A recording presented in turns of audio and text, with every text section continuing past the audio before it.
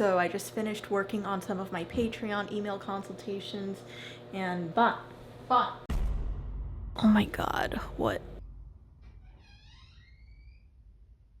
And welcome to a day in my life as a full-time artist. Take care of living things first, non-living things second, is currently the rule I live by. Ever since I got laid off and went freelance as an artist, life has been put into more perspective for me now that I don't have a routine distraction of a corporate job in my life. After attending the top animation school in the United States and working for over 10 animation or art studios and companies the past 5 years, I've really come to learn that I don't give a shit about the traditional trajectory of my career anymore. I enjoy having my mornings back to myself and have grown to become a firm believer that how you spend your morning is how you prime your day. And I know a lot of artists thrive on emotional turbulence for their creativity, but honestly for me, I need to be emotionally stable to be productive in making my art and comics. I used to work out at night because I wanted to unload my stress, but now I work out in the morning to prevent my stress. Many art industries are currently affected by AI, project cancellations, and layoffs. If you want my honest opinion, I don't think AI will be stopped entirely, but I think there will be more regulations around it in the future, seeing that steps have already been taken for it. I do think the dry job markets will eventually resume back to business, but there will be more preference for pre-existing IPs like games, books, and older TV shows and movies. These things are ultimately out of our control as artists, but there is one thing we can control: the ability to pivot.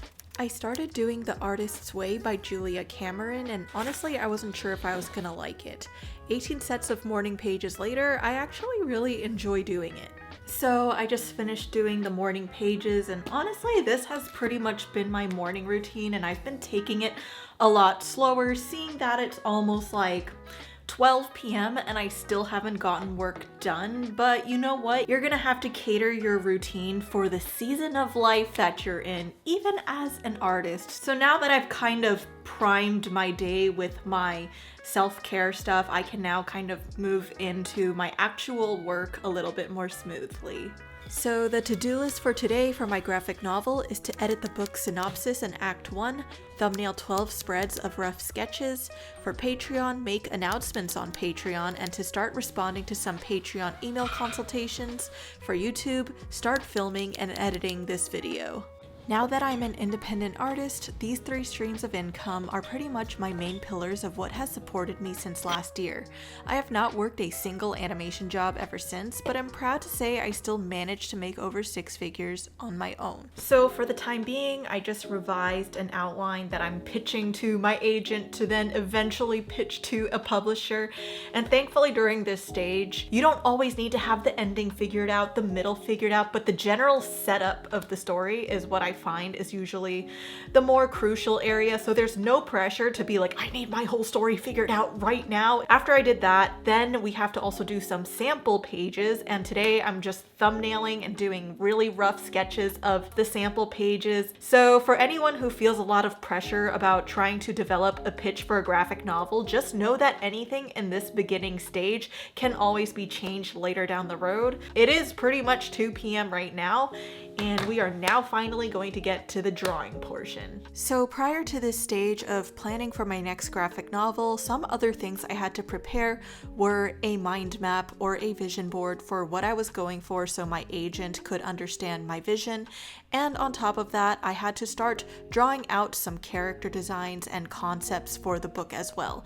Remember that not all of these have to be finalized in this stage. It's just a place to start off from, and you will have plenty of time to make revisions along the way. One reason I really suggest graphic novels or comics for people who have had interest in illustration or even animation is because it can be a great place for you to experiment and use your voice for your own project, and on top of that, get paid pretty decently. Like, no, you're not going to be paid an annual salary, but it can be great supplemental income for a job or other projects you're already working on, and it could sometimes range from 5 to 6 figures per book that you work on. A lot of people think that being a storyboard artist is dead or doesn't make sense to study, when I do indeed find a lot of the skills to be transferable to comics, video editing, and overall storytelling in general. I personally feel like I'm a better comic artist thanks to my storyboarding abilities, and at the end of the day, I still believe storytelling triumphs technicalities and aesthetics. So I feel like what I learned from my time at CalArts didn't go to waste just because I'm not a storyboard artist right now. Learning to detach yourself from your job title and just embracing the skills you've acquired throughout life becomes so much more important once your rose-tinted glasses of your dream job have been taken off. Besides, it's not like animated TV shows and films where the only thing you can storyboard. You can always storyboard a comic idea, video idea, or personal project that could either get crowdfunded or picked up by a studio.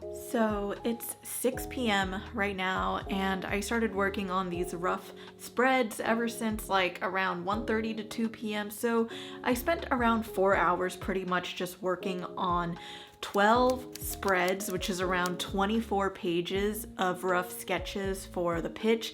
Now these are still just in the thumbnail phase, and you might be wondering, why does that take so long? That's when most of the thinking is involved, which is why it takes longer. So now that it's the evening pretty much, I'm probably gonna first be doing less intense stuff, probably gonna eat dinner, and then maybe just start editing this video.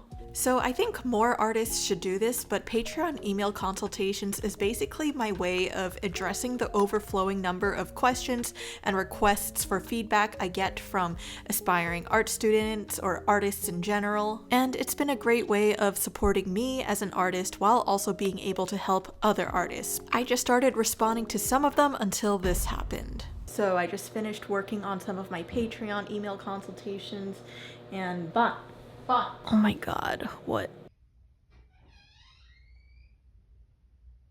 So, you want to know how unexpected things kind of just happen and get in the way of your life? Well, our dear little friend Bon Bon here had to go to the vet just now because she has an infected tooth that was wiggling and it fell out. Bon Bon here for some time has had this autoimmune condition called gingivostomatitis, which is pretty common in cats, where they are allergic to the plaque in their teeth. And even if I try to brush her teeth every day, the plaque comes back. And it got to a point where the vet thinks that it's time to extract her teeth. Thankfully, she is okay, but that situation kind of put a little bit of a scare. So anyway, I know there are a lot of realistic day in the life vlogs out there that make people's lives seem so perfect, but for me, my life lately has been more like I have goals I want to get through, but then shit happens and you just gotta learn to pivot. So while I did not get the chance to finish my Patreon email consultations, at least I had this opportunity to have dinner with my dad, who was helping us with some home renovations. For me, I personally thrive on a schedule catered towards my needs versus working with a studio job schedule. I don't find myself someone who needs to be held accountable to office hours in order to get things done, while I know some other artists may benefit from that structure. If you're an artist debating between working for yourself, working for a studio, or just keeping art as a hobby, my personal recommendation would be to try the studio job first to get the experience, then work for yourself once you built a financial runway, good connections, and work habits. Then lastly, keep it a hobby if you realize both options did not work for you. I am always in favor of giving things a try and satisfying your curiosity, otherwise you might live a life of not knowing how things could have gone if you just gave it a shot. So another tip I have for artists is, instead of always having bullet points to check off throughout the day, try to spend the night reflecting on what things you actually got done as motivation for you to continue on to the next day. Sometimes looking at things that you already got done may be more motivating than these looming blank squares that you just eventually have to check off, while I will still say they are still very satisfying. Even though it's late, I'm also a firm believer of just doing something totally different from your regular job before you go to sleep as a form of relaxation, such as playing a video game or reading a book, just so that you can get out of the mindset of work. I think all artists should do this thing where they spend at least one day or a week of just consuming things for the sake of refilling that creative cup and avoid making anything throughout that week. Prior to this video, I tried it for myself and found some interesting results, so let me know down in the comments below if you'd like to learn more about a consumption day for artists. But basically, I would like to think of my night routine to be at least 5% of what that consumption day should look like. And yeah, this was pretty much a day in my life as an artist. If you would like to see what a day in my life looked like back in 2021 versus 2019 when I worked from home and at the studio for animation jobs, check them out over here or in the links below. Anyway, good night.